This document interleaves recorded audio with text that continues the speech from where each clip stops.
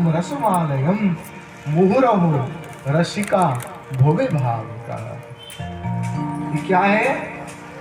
सभी शास्त्रों का पका हुआ फल श्रीमद् भागवत महापुराण है, और इसे क्या करना है?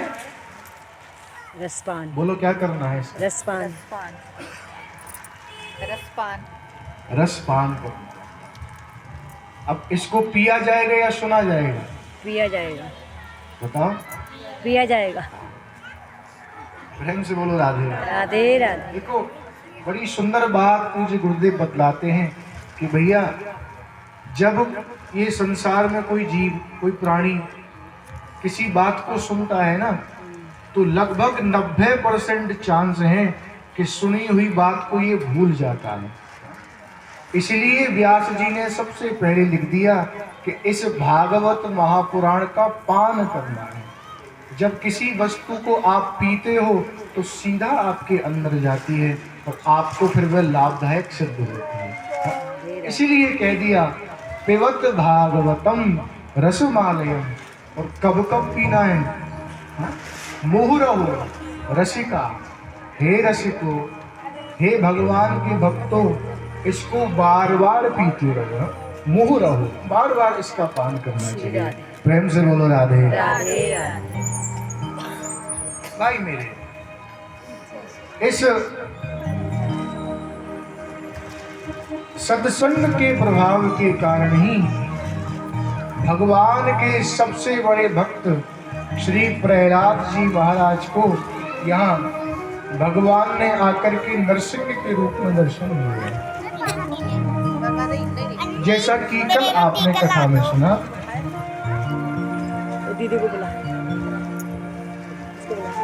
प्रहलाद जी महाराज भगवान के जो इतने बड़े भक्त हुए साहब, उनके पिता बहुत बड़े राक्षस, लेकिन राक्षस कुल में जन्म लेने के बाद भी प्रहलाद जी ने नारद जी के साथ सत्संग किया, जिसके कारण भगवान को उनके लिए अवतार लेकर के आना पड़ा। बोलो भक्तवत्सल भगवान की जय हो। भक्तवत्सल भगवान की जय हो।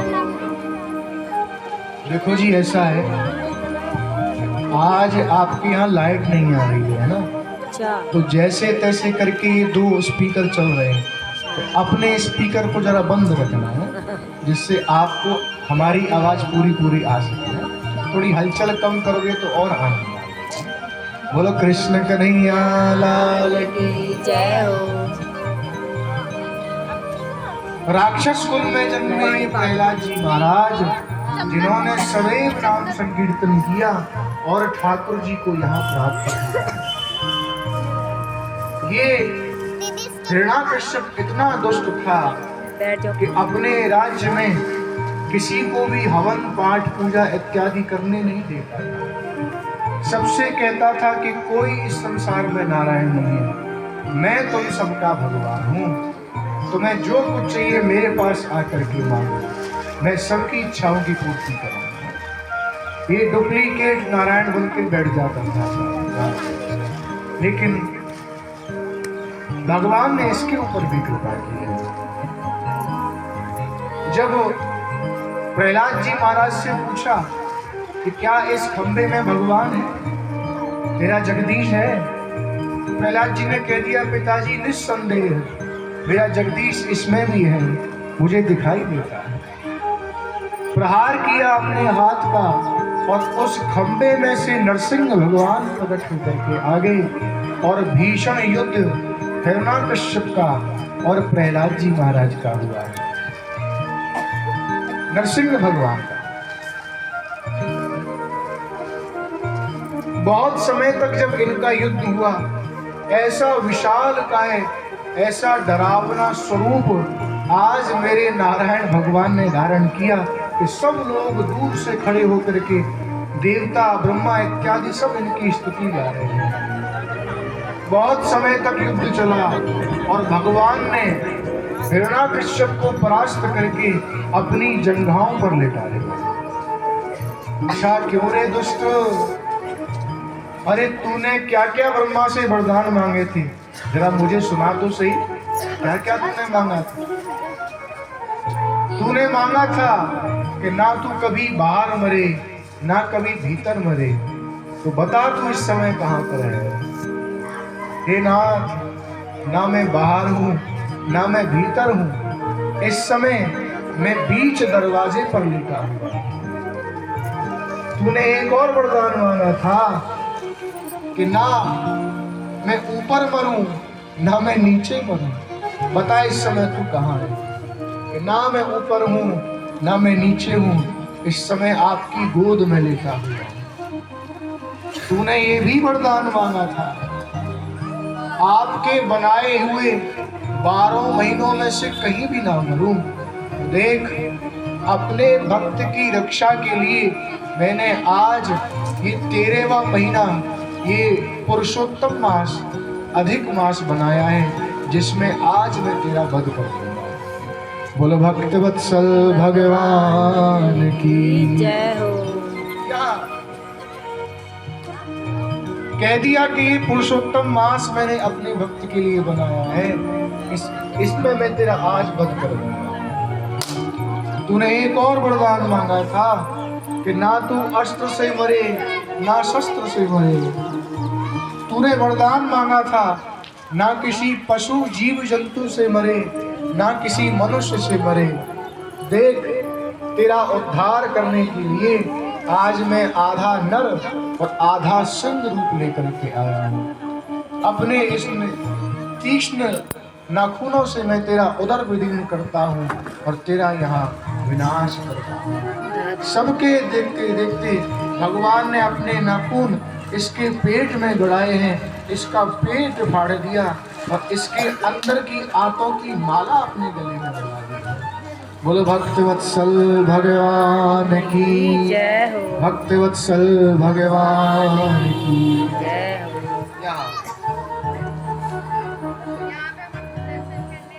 नरसिंह भगवान ने हिरण्याकश्यप का वध किया है और वध करने के पश्चात आज इनका क्रोध शांत नहीं होता है। बहुत क्रोधित हैं आज भगवान।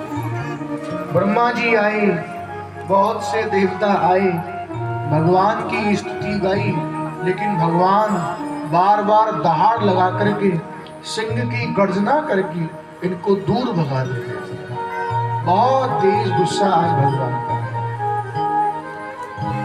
ब्रह्मा जी ने विचार किया, अब भगवान का क्रोध कैसे शांत किया जा सकता है। ब्रह्मा जी को याद आया कि इस समय इनका क्रोध शांत करने वाला केवल एक ही है।